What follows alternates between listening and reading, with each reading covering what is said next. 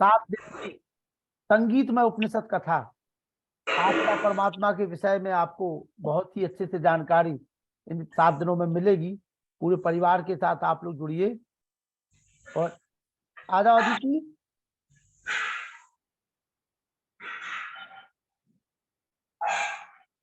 चलिए आचार्य भवदेव शास्त्री जी प्रारंभ करें।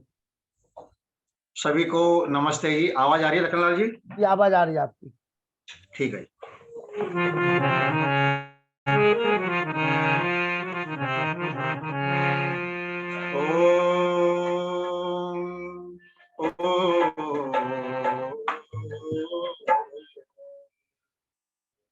यो भूतं च भव्यं च सर्वं यश्चाधितिष्ठति स्वर्यस्य च केवलं तस्मै ज्येष्ठाय ब्रह्मणे नमः। तस्मै ज्येष्ठाय ब्रह्मणे नमः। विश्वानि देव सवितर्दुरितानि परासुव यद्भद्रं तन्नयासुव।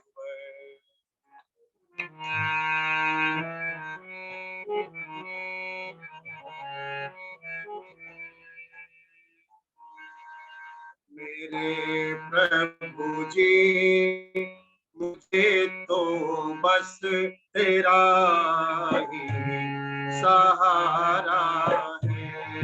मेरे प्रभु जी मुझे तो बस तुम्हारा ही सहारा है। मेरे जीवन की कश्ती हो, मेरे जीवन की कश्ती हो तुम्हारा ही सहारा है। मेरे प्रभु जी मुझे तो बस तुम्हारा ही सहारा है। मेरे जीवन की कश्ती को, मेरे जीवन की कश्ती को प्रभु तुमने तुम्हारा प्रभु जी।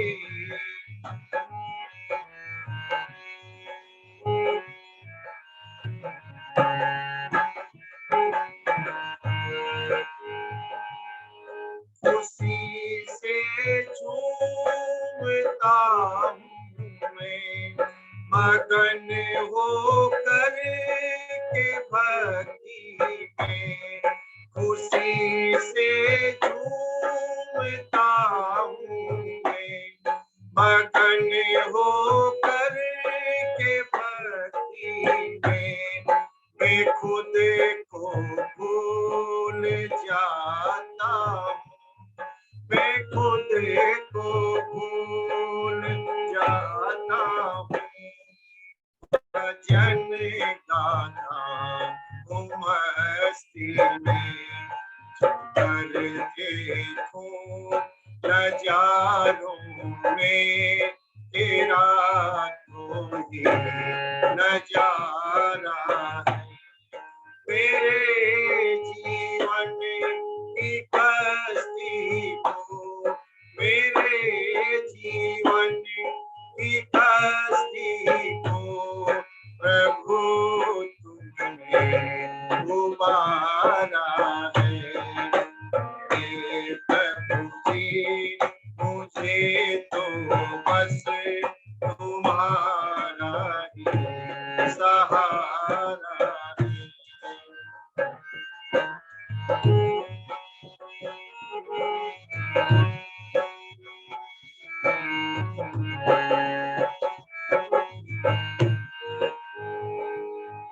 मुझे अपनी छाया से कभी भी दूर मत करना। मुझे अपनी छाया से कभी भी दूर मत करना। ये विनती है मेरे भगवन, ये विनती है मेरे भगवन, मुझे अपनी शरण रखना। अर्पण करूं तुमको, मेरा तो सब तुम्हारा है। मेरे जीवन की कश्ती को, मेरे जीवन की कश्ती को प्रभु तुमने उबारा है। मुझे तो बस तुम्हारा ही सहारा है।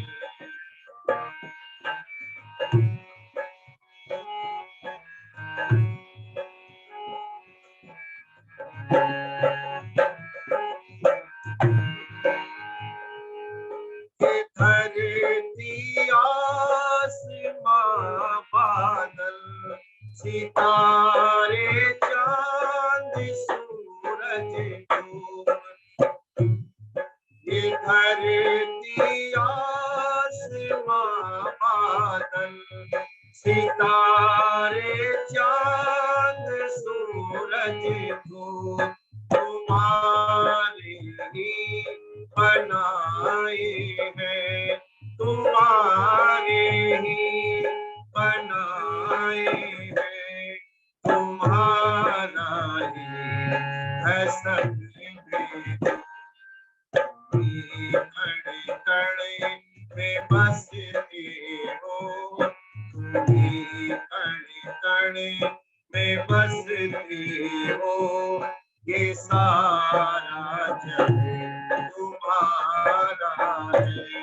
मेरे जीवन की कश्ती को, मेरे जीवन की कश्ती को प्रभु तुमने उबारा है।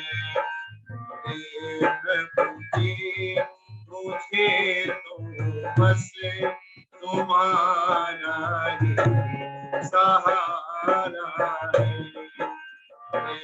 प्रभु जी मुझे तो बस तुम्हारा ही सहारा है।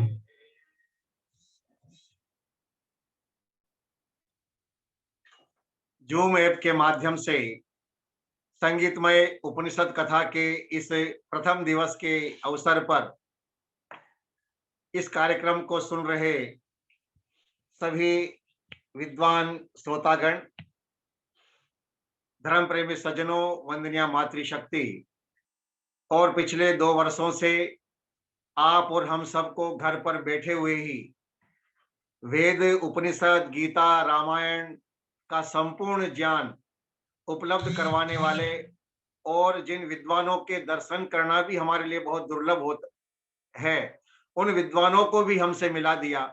ऐसे आदरणीय श्री लखनलाल जी आर्य, जिनके हम बहुत आभारी हैं, जिन्होंने इतना सुंदर कार्यक्रम पिछले कई 2 वर्षों से निरंतर एक भी दिन अनुपस्थित रहे, लगातार अनवरत इस कार्य को कर रहे हैं। ये इनका ज्ञान यज्ञ रूपी अनुष्ठान अनवरत चल रहा है। इसलिए मैं चाहूंगा एक बार आप घर पर बैठे बैठे इनके लिए ताली बजा करके इनका अभिनंदन करें, जिससे कि आप और हम सभी इनको कृतज्ञता ज्ञापित कर सकें कि ऐसा शुभ अवसर हमारे जीवन में इन्होंने ये लेकर के आए हैं। सज्जनों, आज हम पिछले दिनों लखनलाल जी का फोन आया कि आपको वेद कथा हो गई है 5 दिन की, और उस वेद कथा के बाद में दोबारा से आपको कार्यक्रम में आना है। तो मैंने कहा भाई देखो, हमने जूम ऐप के माध्यम से सबसे पहले हमने 5 दिन की वेद कथा का कार्यक्रम किया, फिर हमने लगभग 1 महीने तक गीता प्रवचन का कार्यक्रम किया, फिर हमने 7 दिनों तक श्री राम कथा का आयोजन किया, फिर उसके बाद में फिर 5 दिवसीय वेद कथा हुई, और उसके बाद में फिर 5 दिवसीय वेद कथा का कार्यक्रम हुआ। तो मैंने कहा अब एक नया विषय हम लेकर के चलेंगे, उपनिषद कथा। क्योंकि राम कथा लोग सुनते रहते हैं, गीता प्रवचन भी सुनते रहते हैं, वेद प्रवचन भी सुनते हैं, लेकिन उपनिषद रूपी कथा का श्रवण बहुत मुश्किल से होता है, और वो भी संगीतमय बनाने का हमने प्रयास किया है। तो ये 7 दिन की ज्ञान की गंगा हमारे इस जूम ऐप के माध्यम से घर-घर तक पहुँचाने का हम प्रयास करेंगे, आदरणीय लखनलाल जी के पुरुषार्थ से। सज्जनों, उपनिषद बहुत प्यारा शब्द है।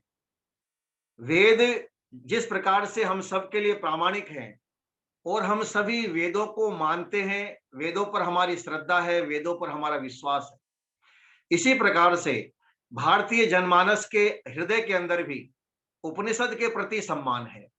उपनिषद को ब्रह्म विद्या का केंद्र माना गया है। उपनिषद में ब्रह्म विद्या है। उपनिषद में जीवन को कैसे हम उन्नत बनाएं, जीवन को कैसे हम ऊंचा उठाएं, जीवन को हम कैसे आध्यात्मिक बनाएं और हमारे जीवन में हमें क्या करना चाहिए, इस विषय पर उपनिषद में बहुत सुंदर सुंदर प्रसंग आए हैं।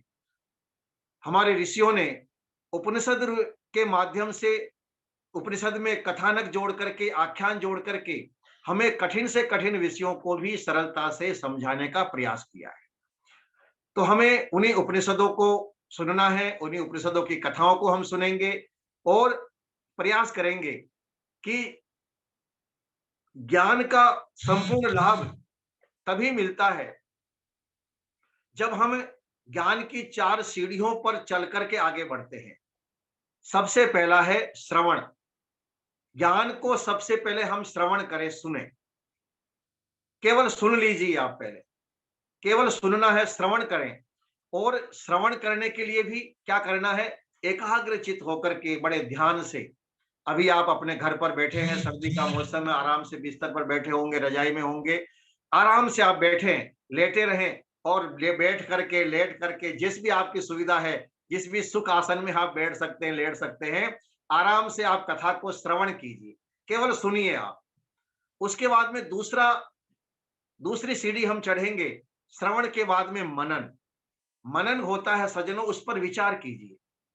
ऐसा नहीं कि जो कहा गया वो सब सत्य, नहीं। आप विचार करें कि जो हमने सुना है वो कहां तक सही है, कहां तक गलत है, और वो कहां तक सही कहा गया है। तो केवल आप दूसरा काम करें, आप श्रवण मनन करें, उस पर विचार करें। आजकल हमने विचार करना बंद कर दिया, केवल हम सुनते हैं और सुन करके हम ये मान लेते हैं बाबा वाक्य प्रमाणम, जैसा महाराज कह रहे हैं वो सब सच है। और इससे बहुत बड़ा समाज में अंधविश्वास फैल रहा है। कैसे कैसे ऐसी ऐसी कथाएं हमारे महापुरुषों के संबंध में जोड़ दी गई जो पूरी तरह से गलत है, जो पूरी तरह से हो ही नहीं सकता है, असंभव है। लेकिन हम सोचते हैं महाराज कह रहे हैं तो ये सही होगा, और हमने उसको वैसा का वैसा ही स्वीकार कर लिया, क्योंकि हमने मनन नहीं किया, उस पर विचार नहीं किया। महाराज ने कहा एक मक्खी आई और मक्खी पहाड़ को उड़ा करके ले गई। हमने कहा महाराज बिल्कुल सत्य वचन है, जो भी महाराज कह रहे हैं हम उसको मानते चले गए। इससे समाज में बहुत सारी अंध परंपराएं प्रारंभ हो गई। श्रवण के बाद में दूसरा नंबर आता है मनन, हम विचार करें। तीसरा है निधिध्यासन। निधिध्यासन यानी ध्यान करें उस पर।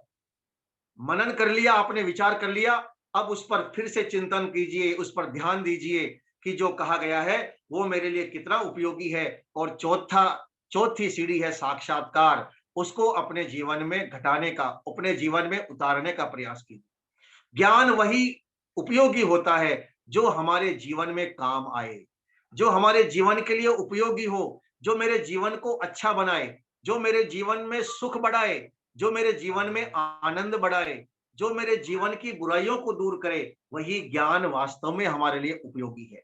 नहीं तो ग्रंथ तो बहुत है, किताबें बहुत हैं, वो ज्ञान हमारे लिए कितना उपयोगी हो सकता है वो हमें विचार करना है। तो श्रवण, मनन, निधिध्यासन और साक्षात्कार, ये 4 चैप्टर हमारे पूरे होते हैं, तब आपको इस कथा को सुनने का आनंद आएगा।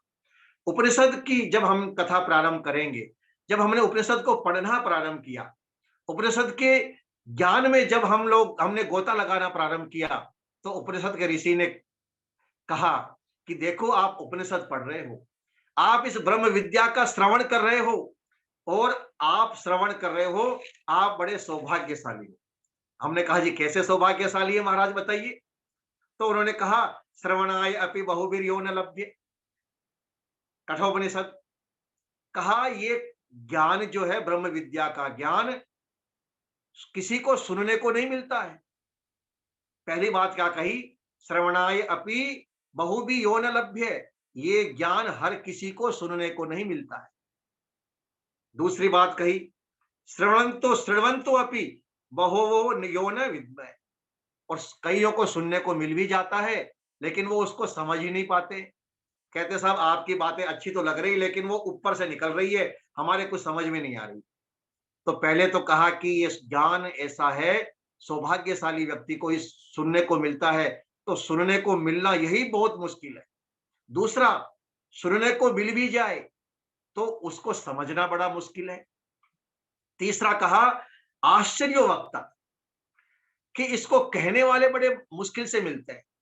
उपनिषद उपनिषद की जो ब्रह्म विद्या है, आश्चर्य वक्ता जो इसको सुनाने वाले हैं ये बहुत मुश्किल से मिलते हैं, क्योंकि ब्रह्म विद्या का है, ब्रह्म विद्या है, इसको हर कोई व्यक्ति सुनाता नहीं है, सुनाने वाले बड़े मुश्किल से मिलते हैं।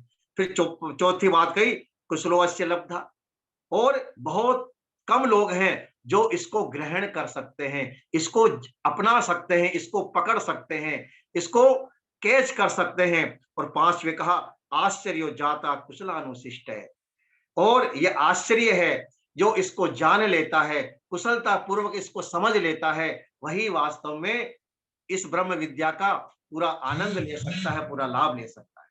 सजनों, उपनिषद को बहुत सारे लोगों ने पढ़ा। एक बहुत प्रसिद्ध नाम आता है दारा शिकोह का, शाहजहां का लड़का, बड़ा लड़का, और औरंगजेब का बड़ा भाई दारा शिकोह। दारा शिकोह ने कुरान पढ़ी, इंजिल पढ़ा, तौरेत पढ़े, बाइबिल पढ़ी, और भी बहुत सारे जो उनके मुस्लिम और ईसाई धर्म के ग्रंथ थे उनको पढ़ा। तो वो लिखता है कि मैंने ये सब पढ़ा, लेकिन पढ़ने के बाद में मुझे जो शांति मिलनी चाहिए वो शांति नहीं मिली। मुझे कुछ लगा कि कुछ कमी है। अभी हम पढ़ तो रहे हैं, कुरान पढ़ रहे हैं, बाइबिल पढ़ रहे हैं, इंजिल तौरेत वगैरह पढ़ रहे हैं, लेकिन पढ़ने के बाद में भी वो आनंद नहीं आ रहा, वो मजा नहीं आ रहा, वो सुख नहीं मिल रहा, वो शांति नहीं मिल रही। तो किसी ने कहा कि तुम्हें यदि शांति चाहिए तो तुम्हें उपनिषद पढ़नी चाहिए। तो बोले लाओ उपनिषद कहाँ है? उपनिषद मंगवाई गई। जब उपनिषद लेकर के आए तो देखा कि अरे ये तो संस्कृत में है, हमें संस्कृत नहीं आती है। तो गए किसी पंडित के पास, बोले भैया हमें संस्कृत पढ़ा दो। बोले हम नहीं पढ़ा सकते क्योंकि तुम मलेच्छ है, मुसलमान है, हम तुझे संस्कृत नहीं पढ़ा सकते।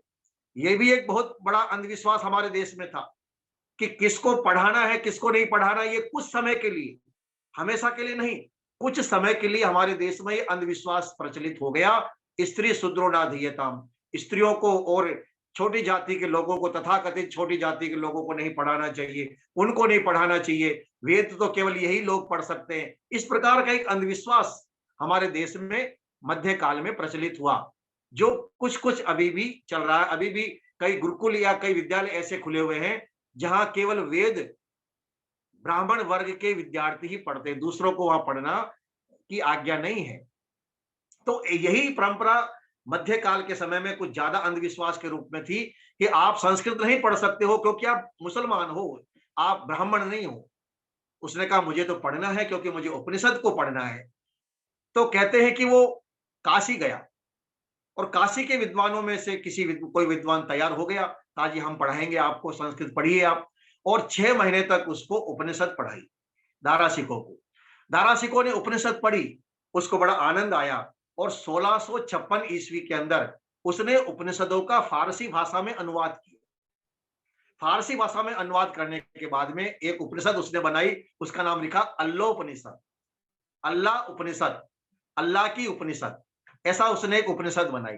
हेच फिकर मत कर्तव्यम, कर्तव्यम फिक्रे खुदा, खुदा ताला प्रसादे ने सर्व कार्यम फतेह भवे। यानी फारसी, उर्दू और संस्कृत को उसने मिला दिया। हेच फिकर मत कर्तव्यम, फिकर यानी चिंता, मत यानी मत, कर्तव्यम करो, चिंता मत करो, कर्तव्यम फिक्रे खुदा, चिंता करो भगवान की, खुदा की चिंता करो, खुदा ताला प्रसादे ने, यानी खुदा के प्रसन्नता से सर्व कार्यम फतेह भवेत्, तुम्हारे सारे कार्य पूरे हो जाएंगे। ऐसा उसने अल्लोपनिषद बना करके लिखा। तो दारासिको ने जब उपनिषदों का अनुवाद किया, उसके बाद में फिर बहुत सारे विदेशी विद्वान, जिसमें मैक्स मुलर ने भी उपनिषदों को पढ़ा, और जर्मनी का एक दार्शनिक हुआ शोपेनहावर, उसने जब उपनिषदों को पढ़ा तो उसने लिखा कि उपनिषद वास्तव में मानव जाति के आत्मिक उन्नति का बहुत बड़ा माध्यम है।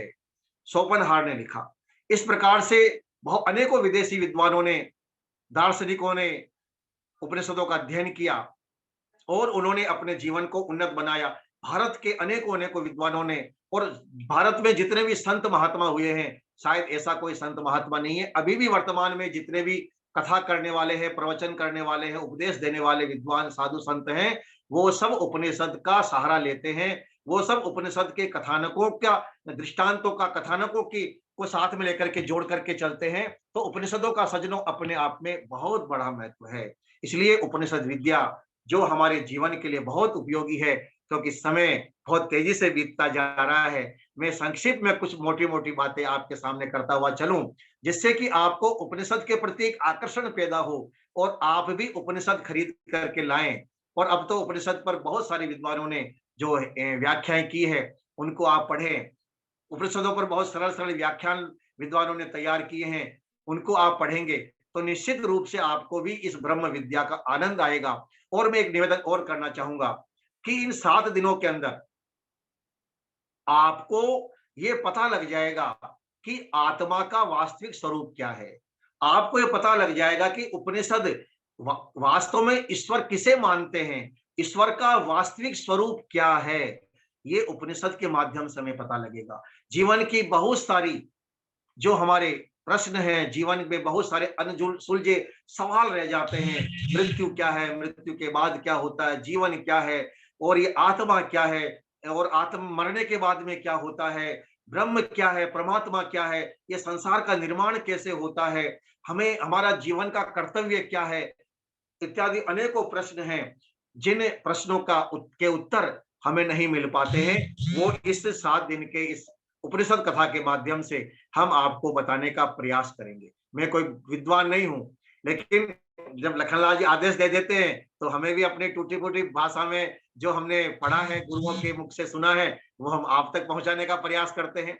सज्जनों, छांदोग्य उपनिषद के पंचम प्रपाठक में एक कथा आती है, बड़ी प्रसिद्ध कथा है, आपने सुनी होगी। उसी को लेकर के हम आगे बढ़ते हैं।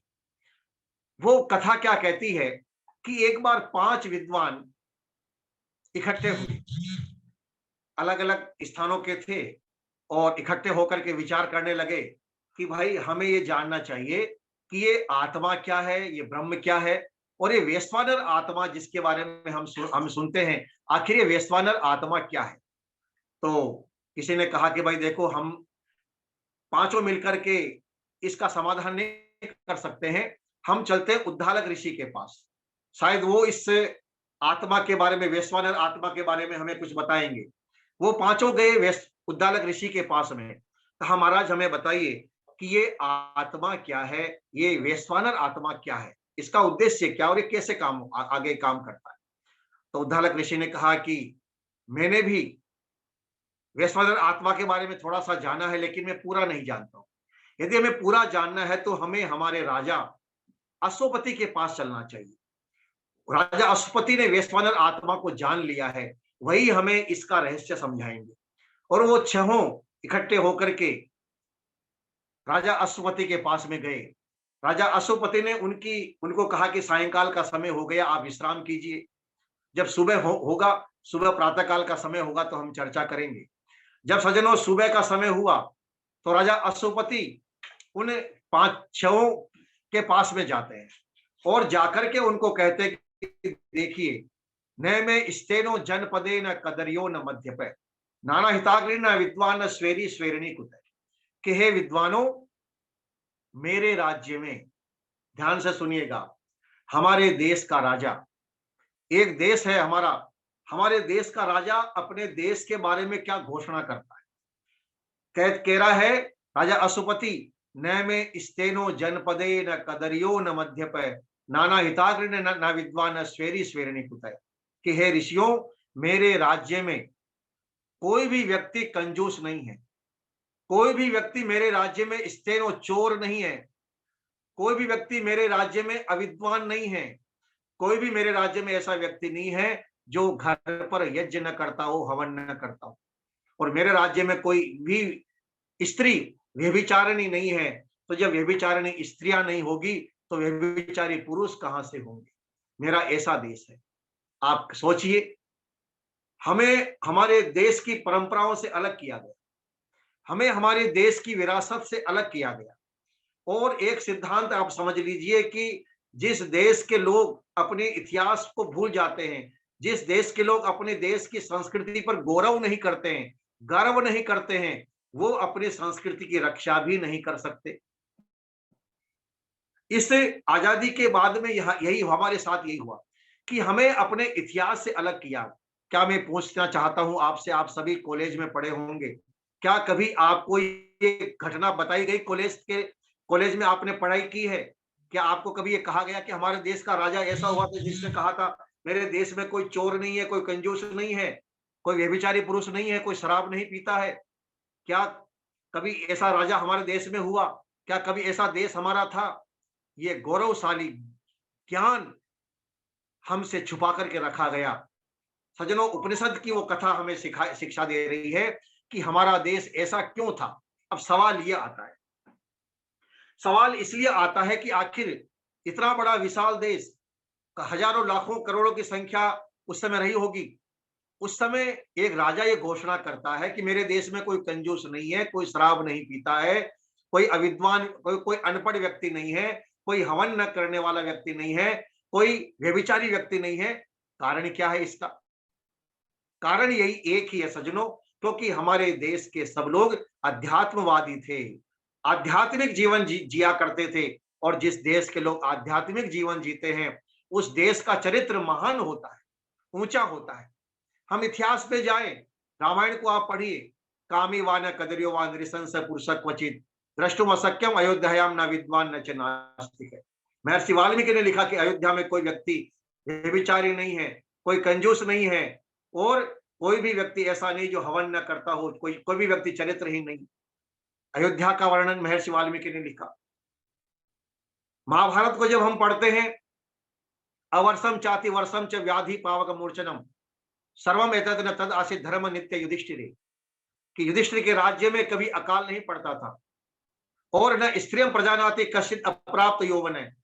कोई भी स्त्रियां जब तक युवती नहीं होती थी तब तक वो शादी नहीं करती थी, विवाह नहीं करती थी।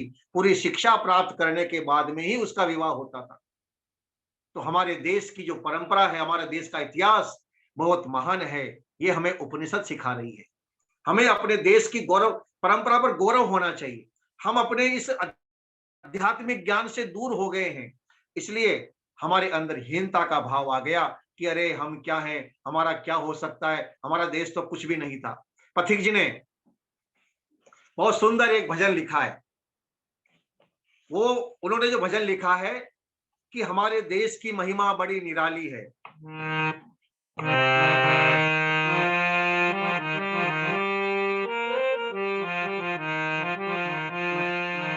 सुनिएगा, बड़ा आनंद आएगा आपको।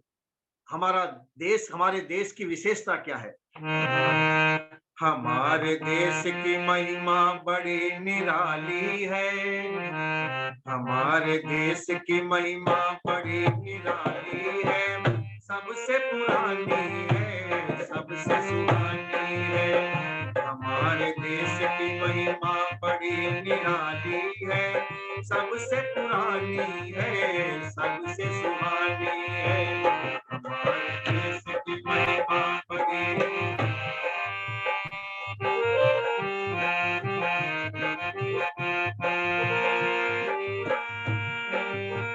कभी इस देश का दुनिया पे राज होता था, यहाँ की रीति सबका रिवाज होता था। हजारों सैकड़ों गौएं घरों में रहती थी, तभी तो दूध की नदियां यहाँ पे बहती थी। पड़ोसी इस तरह आपस में प्यार करते थे, कभी इस दूसरे की जान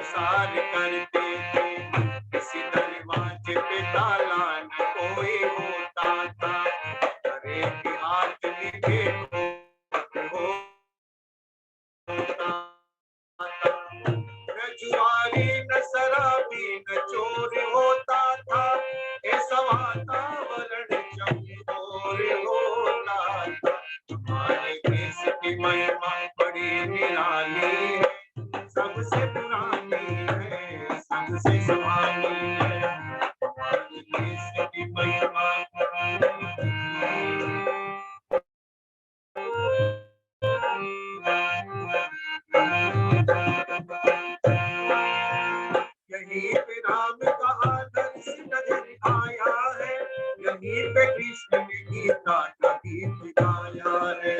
कहीं पे भरत से भाइयों के लगे मेले हैं, इसी की गोद में अर्जुन भीम खेले हैं।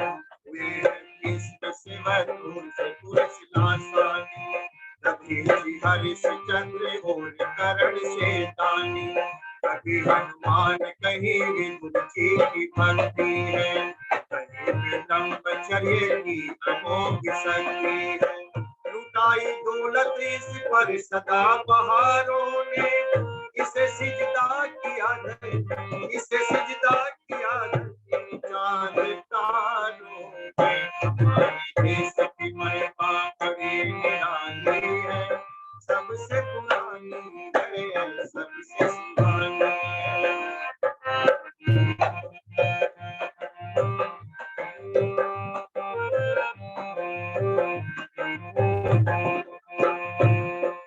और यहाँ की महिलाएं कैसी थी? यहाँ की देवियां विदुषी महान होती थी, तेज की धार व अग्नि समान होती थी। सती सीता अनुसुया सुबल, सती सीता अनुसुया शकुंतला जैसे, लोपामुद्रा सुबह सुबह मदाल सा जैसे, भारती भारती जब उनकी बात करती थी, याज्ञवल के वसंकर से बात करती थी। तभी तभी कुंती व कौशल्या की याद आती है, तभी सम्मान में कर झुक जाती है। पथ के इतिहास में ये भूल हमने भारी की, पथ के इतिहास में ये खोज हमने भारी की, सदा पूजा हुई यहाँ सन्नारी की। हमारे देश की महिमा बड़ी निराली है, सबसे पुरानी है, सबसे सुहानी है।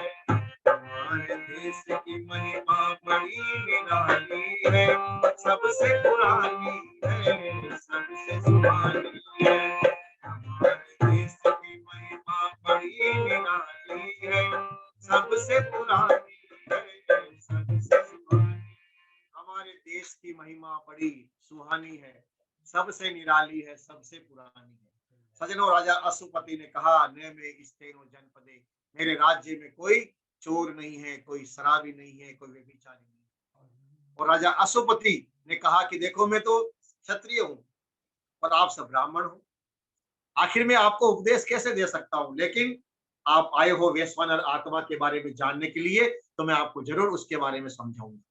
सजनों, हमें अपने भारतीय संस्कृति का आज ज्ञान क्यों नहीं है? क्योंकि हम अपने ग्रंथों को नहीं पढ़ते, हमें समय नहीं है इनको पढ़ने का, इनको समझने का। इसलिए आज का ये कार्यक्रम जो 7 दिवस का आदरणीय लखनलाल जी ने रखवाया है, उपनिषद कथा का। उपनिषदों में बड़ी प्यारी प्यारी कथाएं जो हमें ब्रह्म को समझाने के लिए आती है। हमारे भगवान ने हमें जीवन दिया क्यों, जीवन का उद्देश्य क्या है। लोग कहते हैं कि साहब क्या मिलेगा सुन करके इन बातों को, हम तो ऑलरेडी पढ़े पढ़ाए लोग हैं, हमने बीकॉम कर रखा है, हमने बीटेक कर रखा है, हमने ये डिग्री हमारे पास, ये डिग्री हमारे पास, हम पीएचडी करके बैठे हुए हैं। अब हमें ये कथा सुनने का क्या प्रयोजन, क्या करेंगे सुन करके, हमारे पास तो वैसे ही डिग्रियां बहुत है। सजनों, एक बार नारद जी भी इसी प्रकार से अपनी ढेर सारी डिग्रियों को लेकर के पहुंच गए और गए वो सनत कुमार जी के पास। ये कथा छांदोग्य उपनिषद में आती है। गए वो सनत कुमार के पास में, और सनत कुमार के पास जाकर के बोले कि भगवान, मैंने बहुत कुछ पढ़ा है, लेकिन फिर भी अंदर से मैं परेशान हूं, अंदर से शांति नहीं है। तो सनत कुमार ने पूछा कि नारद जी, पहले आप ये बताइए, आपने क्या क्या पढ़ा है।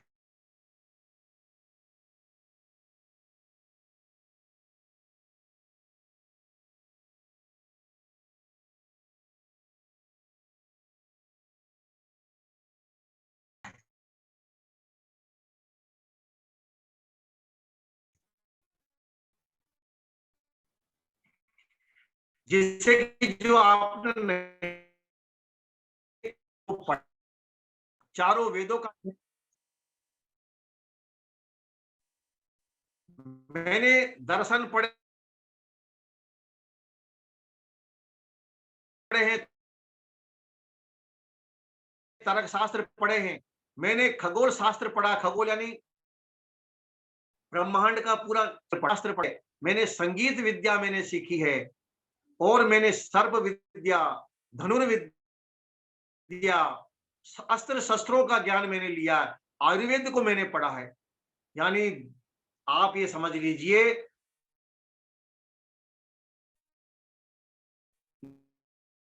नारद जी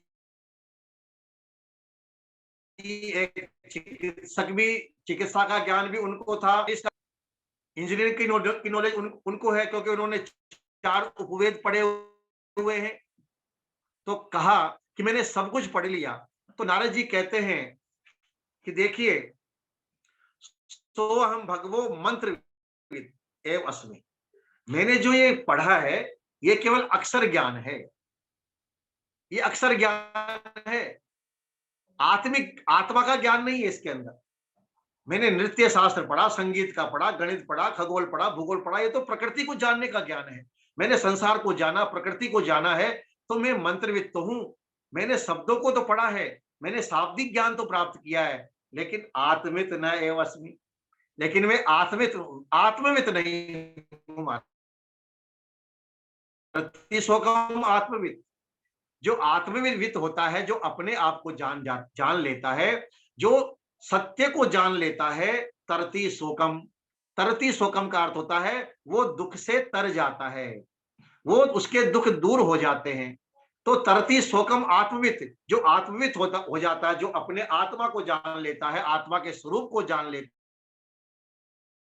है, वो तरती शोकम, उसके सारे दुख दूर हो जाते हैं। तो आप तो ऐसा कीजिए, मैंने तो इतने सारे शास्त्रों को पढ़ा है, सारा ज्ञान मैंने दुनिया का ले लिया, मैंने कोई ज्ञान छोड़ा नहीं है, मैंने कोई ऐसा विभाग नहीं छोड़ा जिसका मुझे नॉलेज न हो, ज्ञान न हो, लेकिन फिर भी मैं अधूरा हूं। देखिए नारद जी में कितनी विनम्रता है, कितनी विनयशीलता है, कि इतना पढ़ लिया उन्होंने, फिर भी कह रहे कि मैंने तो कुछ भी नहीं पढ़ा है, तो अक्षर ज्ञान लिया है। इसलिए मैं आपके पास आया हूं विनीत भाव से, मुझे आप बताइए, आत्मवित मैं बनना चाहता हूं, मुझे आत्मवित आप बनाइए। तो सनत कुमार ने उनको नाम का उपदेश दिया, वाणी का उपदेश दिया, उनको और भी अनेकों अनेकों मन का, संकल्प का, चित्त का, ध्यान, विज्ञान, बल, अन्न, जल का उपदेश देते हुए फिर उन्होंने कहा, यो वै भूमा तत्सुखम न अल्पे सुखमिति भूमेव विजिज्ञासस्व, क्योंकि कि हे नारद जी, आपने जान तो लिया सब कुछ, लेकिन ये ज्ञान जो है वो छोटा ज्ञान है, लेकिन आपने जाना है तो छोटे को जाना है। कहा महाराज छोटे को कैसे जान लिया मैंने?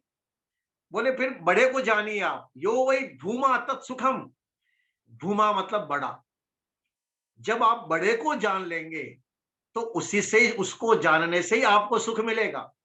न अल्पे सुखमिति, छोटे को जानने से सुख नहीं मिलेगा। इस प्रकृति को केवल जान लिया तो केवल प्रकृति को जान लेने से सुख नहीं मिलेगा, आपको भूमा को जानना पड़ेगा, यानी जो बड़ा है उसको जानना पड़ेगा। अब आप और हम सभी के सामने प्रश्न है कि आखिर ये बड़ा क्या है, जिसको जानने के का इच्छा नारद जी करते हैं, जिसको समझने की इच्छा नारद जी करते हैं। कहा ये न जातम सर्वम विज्ञातम भवति, कहा जिसको जान लेने से सब कुछ जान लिया जाता है, हम वही जानना चाहते हैं। तो नारद जी को शरद कुमार ने ब्रह्म विद्या का उपदेश दिया। सजनों, ये ब्रह्म विद्या, ये ईश्वरीय ज्ञान, ये आत्मिक ज्ञान कितना अनमोल है। हम आज छोटी सी कोई विद्या समझ लेते हैं, एक छोटी सी डिग्री हमारे पास आ जाती है, तो उस डिग्री को आगे भी लगाएंगे, पीछे भी लगाएंगे, और उस डिग्री के अहंकार में हम डूबे रहते हैं। लेकिन विद्या ददाति विनयम, जिसके पास ज्ञान होता है उसकी पहचान यही है, उसमें विनम्रता होती है, क्योंकि ज्ञान अथाह है, परमात्मा सर्वज्ञ है, आत्मा अल्पज्ञ है। आप कितना भी जान लोगे, लेकिन फिर भी आप सब कुछ नहीं जान सकते, क्योंकि हमारे अंदर सामर्थ्य ही नहीं है सब कुछ जानने का। सब कुछ जानने का सामर्थ्य केवल ईश्वर में है, हमारे अंदर नहीं है। हम तो अल्पज्य हैं, परमात्मा है सब कुछ जानने वाला। हम तो सज्जनों अल्पज्य, हमें तो यही पता नहीं है कि हमारे अंदर, शरीर के अंदर क्या चल रहा है इस समय, हमारे शरीर का अंदर का कौन सा सिस्टम में गड़बड़ चल रही है, हमें तो इसकी इसकी जानकारी नहीं है। तो आत्मा अल्पज्य है, इस बात को हमें नोट करना है। और आप चाहे संस्कृत के बहुत बड़े विद्वान हैं, आप चाहे फिजिक्स के बहुत अच्छे जानकार हैं, आप चाहे गणित के बहुत अच्छे जानकार हैं, या आप संगीत के बहुत अच्छे जानकार हैं, लेकिन फिर भी यदि आप में हमारे अंदर विनम्रता है तो हम यही कहेंगे कि भाई मैं तो अभी संगीत का विद्यार्थी हूँ, मैं तो अभी संस्कृत का विद्यार्थी हूँ, मैं तो अभी सीख रहा हूँ, मैंने भी सीखा कहाँ है। क्योंकि ज्ञान तो सज्जनों समुद्र के समान अथाह है, और हम तो समुद्र के किनारे पर बैठ करके केवल उन लहरों को आता जाता देख करके आनंद ले रहे हैं। हम तो केवल लहरों को देख करके ही प्रसन्न हो रहे हैं। जब हम इस समुद्र में उतरेंगे, ज्ञान रूपी समुद्र में, तब हमें इसका आनंद का, उस आनंद का अनुभव होगा। और ज्ञान का, सत्संग सुनने का, ज्ञान प्राप्त करने का, स्वाध्याय करने का लाभ यही है कि उससे हमें आनंद की प्राप्ति होती है, उससे हमें प्रसन्नता की अनुभूति होती है। विद्या तपोभ्याम भूतात्मा, आत्मा की जो तृप्ति है, जैसे भोजन से हमारा भूख शांत होती है, और भोजन करने के बाद हम कहते हैं तृप्त हो गया, आनंद आ गया, आज तो बहुत अच्छी नींद आएगी, खूब भरपेट खाना खाया। तो भोजन से जैसे शरीर की भूख मिटती है, ऐसे ज्ञान से आत्मा की भूख मिटती है। इसलिए हर व्यक्ति सत्य को जानना चाहता है, हर व्यक्ति सत्य तक पहुंचना चाहता है, हर व्यक्ति सच्चाई को जानना चाहता है। सज्जनों,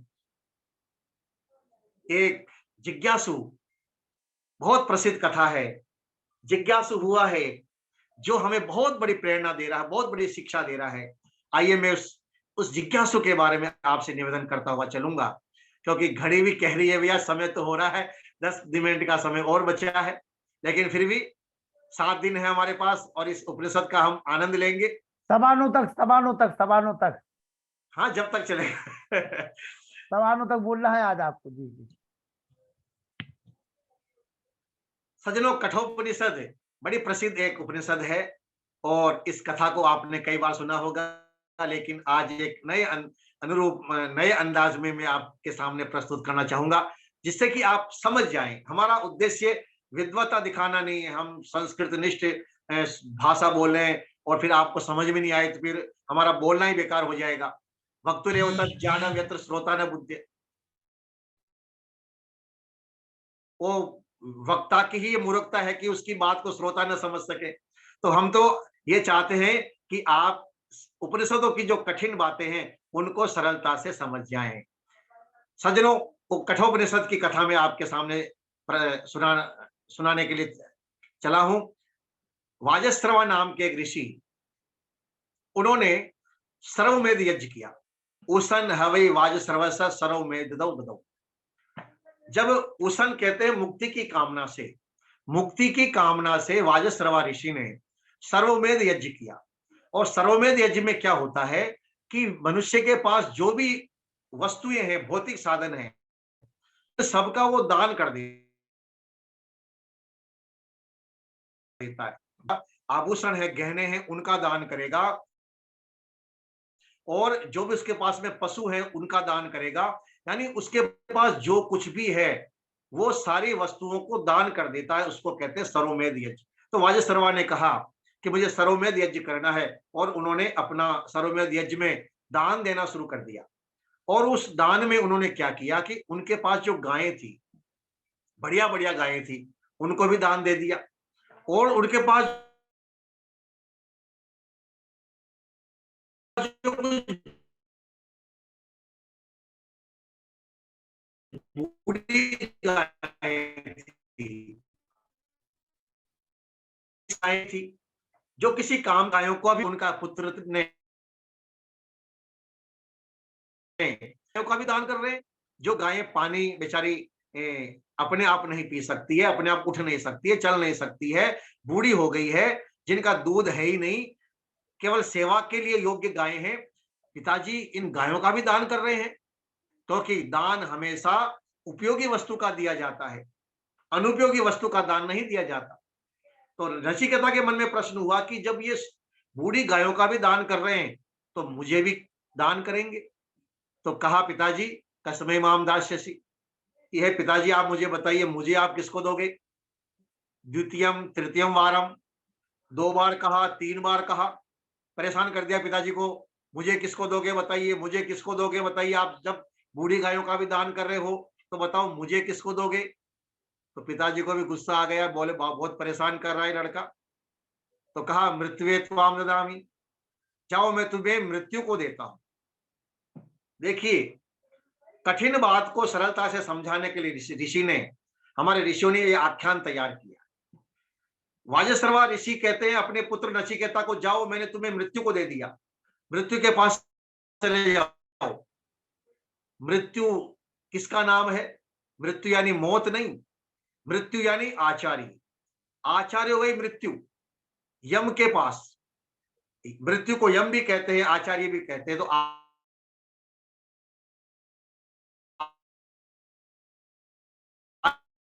आचार्य मृत्यु, तो यम के पास गए हो यम।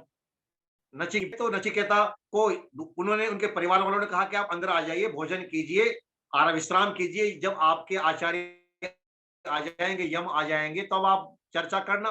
बोले नहीं, जब तक मेरे आचार्य नहीं आएंगे मैं भी घर में प्रवेश नहीं करूंगा। और वो नचिकेता बाहर घर के दरवाजे पर ही बैठ गया। 1 दिन निकल गया, 2 दिन निकल गया, 3 दिन निकल गया, भूखा प्यासा बैठा हुआ है। जब यम आचार्य आए तीसरे दिन, बताया कि ये कोई लड़का है नचिकेता, ये आपके द्वार पर 3 दिनों से भूखा प्यासा बैठा हुआ है। तो जो आचार्य यम थे उनको बड़ा दुख हुआ।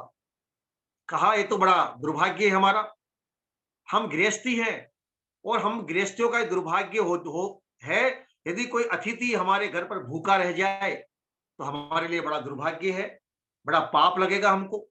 और ये तो ब्राह्मण पुत्र है, विद्वान है, स्नातक है गुरुकुल का विद्वान है, और 1 दिन 2 दिन नहीं, 3 दिन तक ये भूखा प्यासा मेरे द्वार पर रहा। तो यम आचार्य ने कहा कि नचिकेता तुम ऐसा करो, तुम 3 दिन तक मेरे घर पर भूखे प्यासे रहे हो, तुम कोई भी 3 वर मेरे से मांग लो, तुम जो चाहोगे वो मैं तुम्हें दूंगा। मैं तुम्हें 3 वर देता हूं, तुम 3 वर मांग लो। सजनों, नचिकेता ने वर मांगा, पहला वर मांगा कि हे आचार्य, आप आचार्य हैं और मैं आपका शिष्य बनकर के आया हूं। मेरे पिता ने क्रोध में आकर के मुझे आपके पास भेजा है, तो आप बताइए, आप मुझे पहला वर देना चाहते हैं कि हाँ? मांगो, तुम क्या मांगना चाहते हो पहले वर में? तो नचिकेता ने पहले वर में क्या मांगा? वो चाहता तो क्या नहीं मांग सकता था, लेकिन क्या मांगता है वो जरा समझिए आप। उसने कहा शांत संकल्प सुमन यथास्यात्, कि हे आचार्यवर, मैं जब घर से निकला, मेरे पिताजी ने क्रोध में आकर के मुझे घर से निकाल दिया, कहा जा तुझे मैं मृत्यु को देता हूं। तो मेरे पिताजी ने जब मेरे क्रोध में आकर के मुझे यहाँ भेजा है, वो मेरे से नाराज हो गए। तो मेरे पिताजी का क्रोध शांत हो जाए। शांत संकल्प सुमन यथास्यात्, जैसे मेरे पिताजी पहले मेरे से प्रसन्न रहते थे, पहले मेरे से प्रेम करते थे, वैसे ही मेरे से प्रेम करने लग जाएं, वैसे ही मेरे से प्रसन्न हो जाएं, ये मैं आपसे पहला वर चाहता हूं।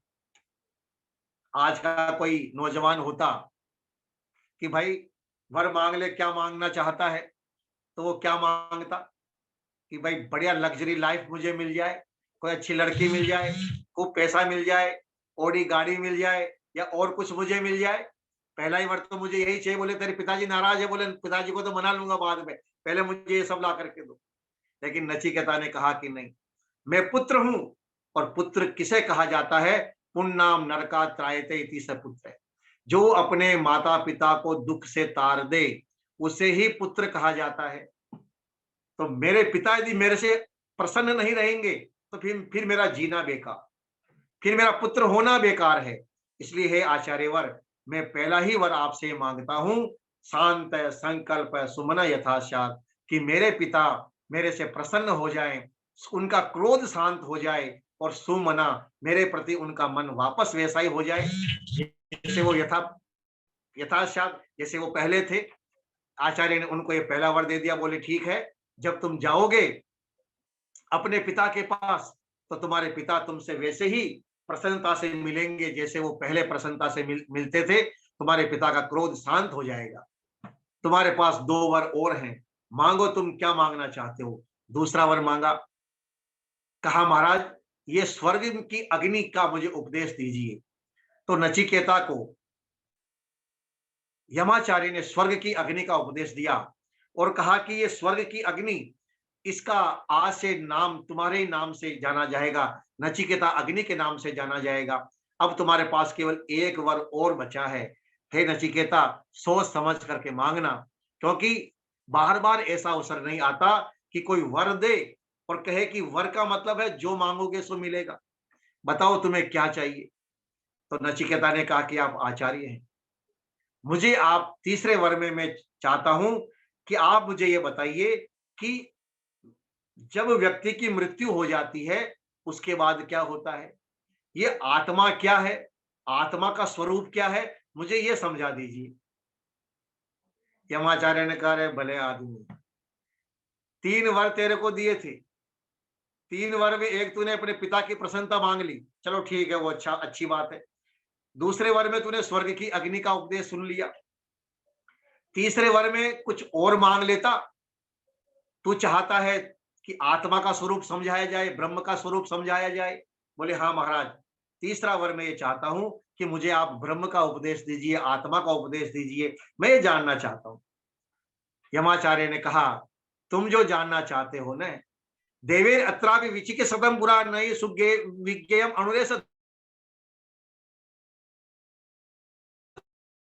धर्म, कि ये तो इतना कठिन विषय है नचिकेता, और वही इसको नहीं समझ पाए। देवी अत्रापि विचिकित्सतम पुरा, पहले बहुत सारे विद्वानों ने इस पर विचार किया, मंथन किया, फिर भी वो इस ब्रह्म विद्या को पूरा नहीं समझ पाए। तू इस चक्कर में मत पड़, तू एक काम कर, शतायुष पुत्र पौत्रान विनिस्व बहून पशून हस्ति हिरण्य वस्वान भूमेर महद आयतनम विनिस्व। तू ऐसा कर, शतायुष 100 वर्ष की आयु मांग ले। पुत्र पौत्रान विनिस्व, तू पुत्र पौत्र मांग ले। भूमेर महद, जमीन जितनी चाहे तो जमीन मांग ले। सोना चांदी हिरण्यम अस्वान, तो सोना मांग ले, घोड़े मांग ले। और फिर लालच दे दिया, ये कामा दुर्लभा मर्त्य लोके सर्वान कामान छंदत पार्थयस्व प्रार्थयस्व इमा रामा सरथा सतुरिया नहीं लंबनिया इद्रिसा मनुष्य, कि जो चीजें मनुष्य को उपलब्ध नहीं हो सकती है वो मैं तुझे देने को तैयार हूं। ये सुंदर सुंदर स्त्रियां, सुंदर सुंदर हाथी, घोड़े, रथ, क्या चाहिए तुझे। अरे जीवन में प्रसन्नता के लिए, आनंद के लिए, मौज मस्ती के लिए लंबी आयु चाहिए, युवावस्था चाहिए, धन चाहिए, सुंदर स्त्री चाहिए, घोड़े चाहिए, जमीन जायदाद चाहिए, ये जितने भी भौतिक साधन हैं वो सब मैं तुझे देने को तैयार। मांग, तू ये मांग ले।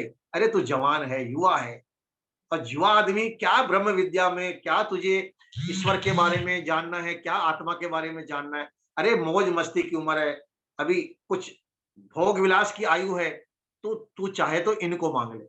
अब देखिए आप, यम आचार्य ने कितना बड़ा उस प्रलोभन दिया।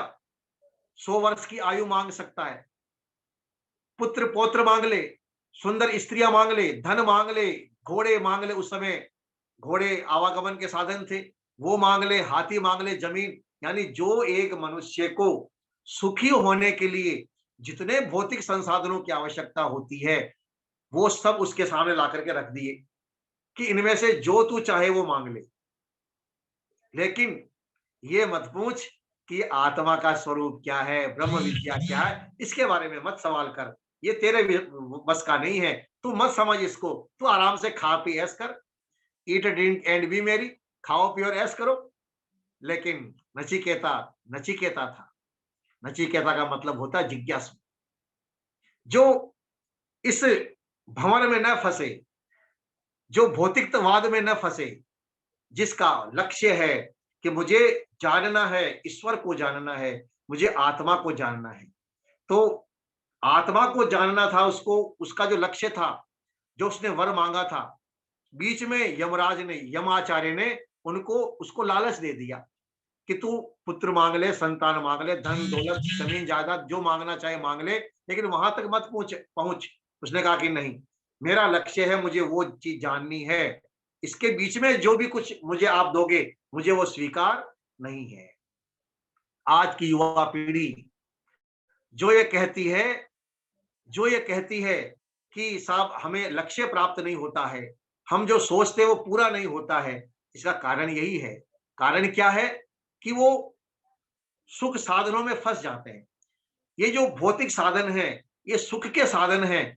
इन सुख के साधन जैसे ही उसको प्राप्त होते हैं, वो अपने उद्देश्य से भटक जाता है। एक छोटी सी कथा मैं आपको सुनाता हूं। एक राजकुमारी ने स्वयंवर रखा। स्वयंवर क्या रखा? उसने कहा कि जो भी मुझे दौड़ने में हरा देगा, दौड़ में हरा देगा, उसके साथ में मैं विवाह करूंगी, शादी करूंगी। अब बड़े बड़े धावक आए, राजकुमारी के साथ दौड़ते, लेकिन वो हार जाते और परिणाम ये होता कि उनको जेल में डाल दिया जाता। सब बड़े परेशान, बोले हम राजकुमारी को दौड़ने में नहीं हरा पा रहे, क्या करें? तो एक समझदार सा लड़का था, वो भी धावक था, वो आया, उसने कहा जी हम भी आपके साथ प्रतियोगिता करना चाहते हैं, स्वयंवर करना चाहते हैं। राजकुमार ने कहा देखो, हम और तुम दोनों दौड़ लगाएंगे, यदि आप दौड़ में जीत जाते हो तो मैं आपसे शादी करूंगी और आधा राज्य भी हमारा हो जाएगा, और यदि आप दौड़ने में हार जाते हो तो आपको जेल में डाल दिया जाएगा, सजा मिलेगी आपको। बोले जी मुझे स्वीकार है। दोनों ने दौड़ना शुरू किया और दौड़ते दौड़ते वो लड़का जो था, वो धावक था, वो राजकुमारी से आगे निकल गया और जीत गया, और उसका विवाह राजकुमारी से हो गया। अब आपके मन में सवाल ये उठ रहा होगा कि वो जो लड़का था दौड़ने वाला, वो क्यों जीत गया, और जो पहले वाले थे वो क्यों नहीं जीत पाए? सज्जनों, पहले वाले जो धावक थे वो इसलिए नहीं जीत पाए क्योंकि राजकुमारी क्या करती थी, जब वो दौड़ शुरू, जिस रास्ते पर वो दौड़ लगाते थे, जिस रास्ते पर उनकी प्रतियोगिता होती थी दौड़ने की, उस रास्ते में जगह जगह वो सोने की ईंटें रख देती थी। अब दौड़ने वाला दौड़ रहा है, देखा सोने की ईंट रखी हुई है, उठा लिया, फिर आगे दौड़ा, फिर दूसरी सोने की ईंट उठा ली, फिर आगे दौड़ा, फिर तीसरी सोने की ईंट उठा ली, फिर चौथी उठा ली, और उठाते उठाते उसके पास में उसके शरीर पर वजन हो जाता, और परिणाम ये होता कि दौड़ने में पीछे रह जाता, सोने की ईंटें भी चली जाती और उसको भी जेल में डाल दिया जाता। ये कारण था। लेकिन वो जो अंतिम जो धावक आया, जो दौड़ने में आगे निकल गया, उसके सामने भी सोने की ईंटें रखी हुई थी, लेकिन उसने सोने की ईंटों की तरफ नहीं देखा, देखा ही नहीं उधर सोने की ईंटों की तरफ और अपने लक्ष्य की तरफ कि मुझे दौड़ने में आगे निकलना है। बस वो दौड़ता रहा और राजकुमारी से आगे निकल गया, और आगे निकल करके राजकुमारी से विवाह हो गया। वो सोने की ईंटें भी उसकी हो गई और आधा राज्य भी उसका हो गया। लक्ष्य की तरफ बढ़ने के लिए जब हम कदम बढ़ाते हैं, तो हमारे जीवन में जब संकट आते हैं, संकटों का भी हमें मुकाबला करना होता है, और साथ में हमें जो लक्ष्य को पाने के लिए बीच में कई बार सुख सुविधाएं आ जाती है, उन सुख कंफर्ट जोन एक बन जाता है, हम उन सुख सुविधाओं में उलझ करके रह जाते हैं और हम अपने मूल लक्ष्य तक नहीं पहुंच पाते, जो हमारा उद्देश्य था वहां तक हम नहीं पहुंच पाते हैं। सजनों, नचिकेता के सामने लक्ष्य था, जानने का, ब्रह्म विद्या को जानने का, आत्मा को जानने का लक्ष्य था, लेकिन बीच में सोने की ईंटें यम आचार्य दे रहे थे, तो ये भी ले ले, ये भी ले ले, ये भी ले ले, कहा कुछ नहीं चाहिए मुझे, और यदि मैं ये ले भी लूंगा तो क्या होगा? अब आप देखिएगा नचिकेता की समझदारी। और एक बहुत बड़ा संदेश, नचिकेता का बहुत बड़ा संदेश है आप और हम सब के लिए। नचिकेता कहता कि आचार्यवर, आपके कहने के अनुसार मैं 100 वर्ष की आयु भी ले लूं, धन संपत्ति भी ले लूं, जमीन जायदाद भी ले लूं, स्त्रियां भी ले लूं, जो मुझे चाहिए सुख के साधन वो सब मैं ले मांग सकता हूं, और आप मुझे दे भी देंगे, ये भी मैं जानता हूं। लेकिन सवाल तो ये है कि इन सब के बाद में फिर होगा क्या? देखिए, नचिकेता की दृष्टि परिणाम के ऊपर थी। एतदग्रे विषमिव परिणामे अमृतोपमम् तत्सुखम सात्विकम प्रोक्तम आत्मबुद्धि प्रसादजम। भगवान कृष्ण ने भी गीता में लिखा कि जो सात्विक प्रवृत्ति के लोग होते हैं, वो वो उस कार्य को करते हैं जिस कार्य में शुरू में भले ही थोड़े कष्ट आ जाए, लेकिन परिणाम उसका अच्छा हो। हमें वो काम नहीं करना है कि प्रारंभ में तो सुख है लेकिन बाद में उसका परिणाम दुख के रूप में हमें भोगना पड़े। आज हम सभी यही गलती कर रहे हैं। हम जिस काम को कर रहे हैं, हमारा जीवन ऐसा बनता जा रहा है कि अभी तो हमें लग रहा है कि बड़ा आनंद आ रहा है, इस जीवन में बड़ा सुख है, लेकिन वास्तव में उस सुख के पीछे क्या है? बहुत बड़ा संकट है, दुख छिपा हुआ है। हम कहते हैं सुबह जल्दी उठिए, ब्रह्म मुहूर्त में उठना चाहिए, उठ करके व्यायाम करना चाहिए, ध्यान करना चाहिए। अब सुबह 4 बजे उठना बड़ा कठिन है, लेकिन जो उठ जाता है सुबह 4 बजे, उसको परिणाम में क्या मिलता है? उसको मिलता है सुख। और जो सुबह का समय ऐसे ही बिता देता है, ब्रह्म मुहूर्त का समय बिता दिया, 7-8 बजे तक सो रहे हैं आराम से, क्योंकि उनको सोने में सुख मिल रहा है। अब सुबह उठने में जहां उनको संकट कष्ट मिलता, लेकिन यहाँ वो देर तक सो रहे हैं, यहाँ उनको मिल रहा है सुख। बोले साहब सोने में सुख है, लेकिन परिणाम क्या होगा? परिणाम ये होगा कि उनका स्वास्थ्य कुछ समय के बाद में खराब हो जाएगा। भोग के पीछे रोग छिपा हुआ है। ऋषिकेता ने कहा कि हे आचार्यवर, आप जो मुझे भोग के साधन दे रहे हैं, ये मैं रख लूंगा, ले तो लूंगा, लेकिन होगा क्या अंत में? होगा ये स्वभावामर्तस्य यदंतकेतम सर्वेंद्रियाणाम जरयन्ति तेज। कारण बता दिए, भोग के परिणाम बताइया। नचिकेता ने कहा स्वभाव है। ये जो आप मुझे भौतिक संसाधन दे रहे हैं, ये भौतिक संसाधन ऐसे हैं कि आज तो हैं, लेकिन कुछ समय के बाद में नहीं रहेंगे। पहला, इनमें कमी क्या है? भौतिक संसाधनों में, इस प्रकृति में कमी क्या है? वो कमी बताइए उसने। कमी क्या है? बोले पहली कमी ये है स्व अभाव है। ये आज है लेकिन कल नहीं रहेगा। आज हम जवान हैं लेकिन कल जवान नहीं रहेंगे। आज हमारे पास धन संपत्ति हो सकती है, लेकिन कल को हो सकता है हम गरीब हो जाएं, धन संपत्ति हमारे पास न रहे। आज हमारे पास बहुत बढ़िया मकान है, हो सकता है कल को ये मकान न रहे। स्व अभाव है। जितने भी भौतिक संसाधन हैं, एक न एक दिन ऐसा समय आता है कि इनका अभाव हो जाता है। ये आज है लेकिन कल नहीं रहेगा। बिल्कुल सही बात है। आप मुझे 100 वर्ष की आयु दे देंगे तो फिर क्या होगा? 101 में तो फिर मुझे आपके पास आना पड़ेगा, यानी मरना तो मुझे निश्चित पड़ेगा, आपके पास तो मुझे आना ही पड़ेगा। मृत्यु मेरी निश्चित है। स्व अभाव है। कहा ये शरीर, ये भौतिक संसाधन आज है लेकिन कल नहीं रहेंगे, इनमें ये कमी है, स्व अभाव है। फिर दूसरी कमी क्या बताई? सर्वे इंद्रियाणाम जरयन्ति तेज, कि जितना जितना मैं भोग करूंगा उतना उतना क्या होगा इसका परिणाम? परिणाम ये होगा कि इंद्रियाणाम तेज जरयन्ति, मेरी जो इंद्रियां हैं इनकी शक्ति कम होती चली जाएगी। आंखें कमजोर होती चली जाएगी, कान सुनना कम कम हो जाएगा, शरीर एकदम कमजोर होता चला जाएगा। जितना जितना व्यक्ति भोग करता है उतना उतना उसका शरीर कमजोर होता चला जाता है। सर्व इंद्रियाणाम जरयन्ति तेज, हमारी जो शक्ति है, जो सामर्थ्य है, जो तेज है, वो भोग के का परिणाम ये होता है कि व्यक्ति का शरीर क्षीण होता चला जाता है, कमजोर होता चला जाता है, रोगी होता चला जाता है। और आज आप देख लीजिए, एक सर्वे कीजिए आप, बिल्कुल गांव का व्यक्ति, ढाणी में रहने वाला व्यक्ति, शायद ऐसा गांव ढूंढ लीजिए जिस गांव में लाइट भी ना हो। अब तो शायद बड़ा मुश्किल है मिलना जहां लाइट ना हो, लेकिन जहां वर्तमान में जितने भी संसाधन है वो जिस गांव में ना हो, ऐसा गांव देखिए। और एक ऐसा शहर जहां सारे संसाधन है, दिल्ली जैसा शहर देख लीजिए आप, जहां हर प्रकार की सुख सुविधाएं हैं। दोनों लोगों को आप देखिए कि कौन व्यक्ति स्वस्थ है। दिल्ली में रहने वाला, कलकत्ता बंबई में रहने वाला व्यक्ति स्वस्थ है, या उस गांव में ढाणी में रहने वाला व्यक्ति स्वस्थ है जिसके पास में अच्छा मकान भी नहीं है? आपको पता लग जाएगा कि भोग के का परिणाम क्या होता है और संयम का परिणाम क्या होता है। हमारे ऋषियों ने कहा सर्वेंद्रियाणाम जरयन्ति तेज, मनुष्य जितना जितना भोग की तरफ बढ़ता है, भोग में आसक्त होता है, उतना उतना उसका शारीरिक क्षमता कमजोर होती चली जाती है। इसी का परिणाम आप ये देखिए, आज जितने भी संपत्तिशाली लोग हैं, जितने भी हम भौतिक संसाधनों में रहने वाले लोग हैं, सुख सुविधाओं में, लग्जरी लाइफ जो लोग जी रहे हैं, जिसको हम कहते हैं लग्जरी लाइफ जीने वाले लोग आपको 90 नहीं बल्कि 99% लोग आपको रोगी मिलेंगे।